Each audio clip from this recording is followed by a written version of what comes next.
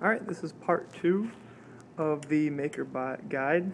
If you can hear that click, that means that the relay is switching on and off.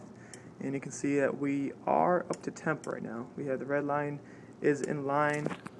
Oh, hang on one second. I think last time I blocked this microphone, which made it sound like I was talking in a tin can. But this red line is in line with the blue line right here, so we are up to temp. So if you want to put the plastic back in, we can start doing a little bit of test extruding.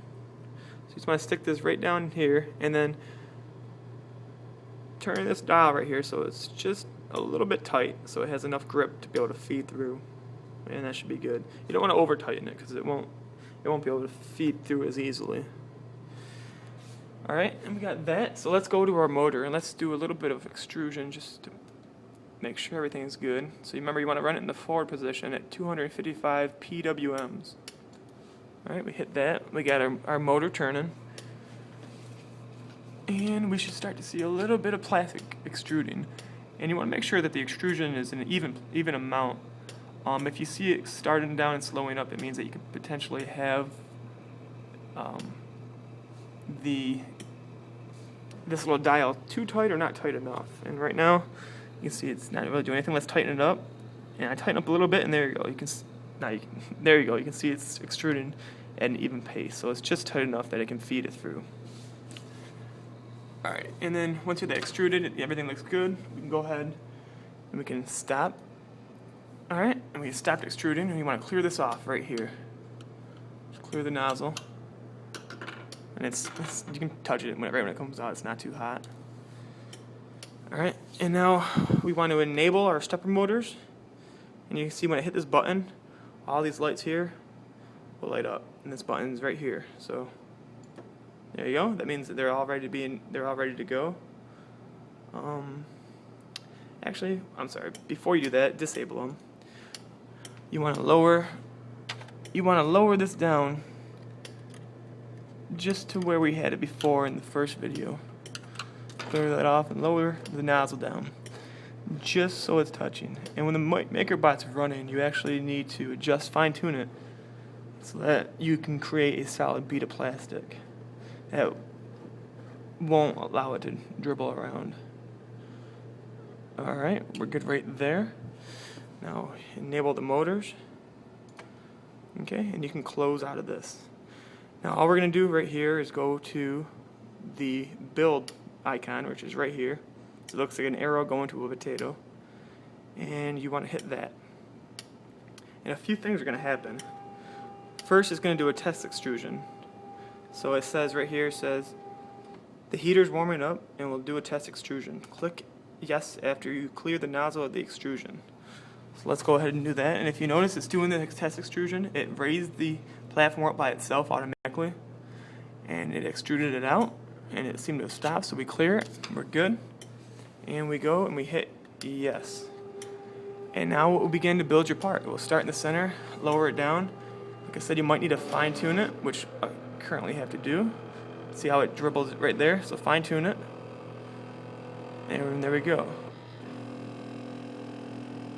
And what I'm going to do in this part, I'm going to actually restart this. And the reason I'm going to do that is because we're not building a platform, and I had the nozzle a little too high. Excuse me one second. Let me stop the extrusion. Alright. I had the nozzle a little bit too high. Since we're not building a platform, that's usually the easiest time to fine tune it. But since we're not building the platform, that would have showed up as a bad part that we're making. And I kind of want to make this part as best as we can. So let's go ahead and center this again. Okay. And now this time I'm going to lower down as much as I can, as I would when I was extruding and actually building a part. But when you build a platform, it's nice because the platform you can always remove. So you can start off and have time to fine tune it, and it won't affect the quality of your final part. So let's get this down all the way to the bottom, right there, so it's just about touching. There's probably about 0.5 millimeter gap. And let's go and enable the motors again. Okay, and we're just going to hit this build one more time. And it's going to run through, it's going to raise up by itself, and then it's going to wait 5 seconds, and then it's going to start to extrude again for the test extrusion. Now if you get a part off the internet, it might not have this code already built in, so it might just go right into building the part. Alright, and we'll wait for it. Wait a little longer.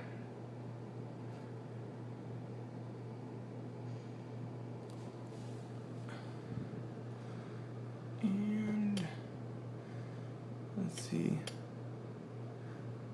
We don't appear to have anything happen. Oh, no, there we go. Alright. Threw me off guard. So there's the test extrusion. Alright, so you want to clear it of its nozzle. Make sure there's nothing on the platform. And then I'm just going to hit this yes button. And this should start. And everything should look okay. We have a little bit of junk there, but that should be alright.